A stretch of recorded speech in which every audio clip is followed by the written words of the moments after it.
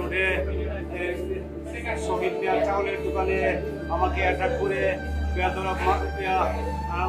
গুলিবিদ্ধ করে এবং হ্যামার দিয়ে হাতুড়ি দিয়ে মারপিট করে সম্ভবত পরপর কয়েক রাউন্ড গুলিতে আমার হাত এবং পা অচল হয়ে যায়। আমি দেশ সেবায় নিয়োজিত।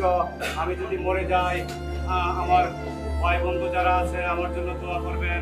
আমি সকলকে রায়পুর উপজেলাবাসী ঐক্যবদ্ধ হওয়ার জন্য, সন্ত্রাসীদের বিরুদ্ধে ঐক্যবদ্ধ হওয়ার জন্য আপনাদেরকে আমি সবিনয় নিবেদন এবং অনুরোধ জানাচ্ছি। তারা দীর্ঘদিন ধরে এই সন্ত্রাসী গোষ্ঠী রায়পুর উপজেলাবাসী একের পর এক ক্ষতি করে যাচ্ছে। আমি সকল উপজেলাবাসীকে দলমত নির্বিশেষে ঐক্যবদ্ধ হয়ে কাজ করার জন্য আহ্বান জানাই।